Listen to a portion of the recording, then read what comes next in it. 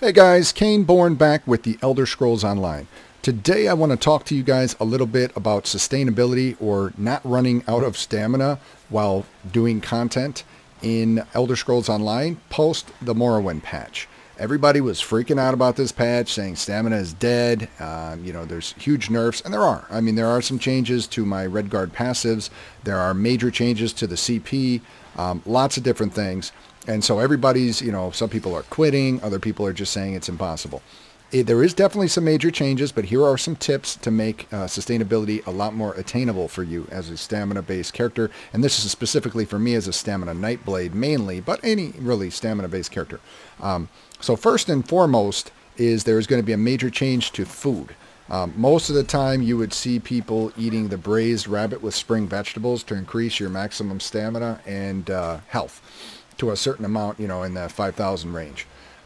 No longer is that the case going to be the most efficient food. You're going to want to be eating dubious Cainebourne throne. This is from the Jesters Festival. I've seen it on the market anywhere between 40 and 60,000. I'm sure there's different prices out there. But of course, if you have some guildies or friends who already have the recipe, they can make it for you for free. This is going to increase your stamina recovery by 319, which is awesome. And if you combine that with some other elements like having on your weapons some enchants that restore stamina, having stamina recovery glyphs on some of your armor and jewelry and things like that, that is going to be pretty good. If that's not good enough, you could wear Bone Pirate armor. Bone Pirate armor has a specific bonus where it gives you a bunch of recovery as long as you're using a drink that does the recovery on there. You can read that on the tooltip. I don't have the set handy, but I from memory I know that has a great bonus. And so if you were wearing Bone Pirate in combination with doing this with the Cainebourne throne and everything else, your stamina recovery would be through the roof. So that would be really good. In addition to that, you're going to want to start working in heavy attacks into your rotation and weaving basically, and obviously you can use some animation canceling there to make that a little bit more efficient. But heavy attacks are got a major buff in this patch and give back much more stamina. Also in the CP tree, there's something called tenacity that I want to show you guys now.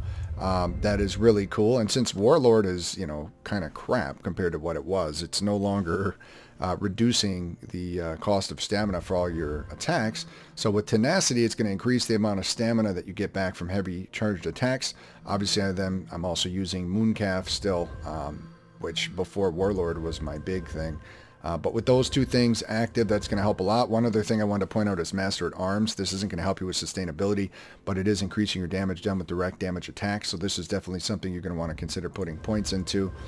Most of the rest is all just similar hardy, elemental, thick skin, the kind of stuff that you would expect to be using your points on as a Nightblade.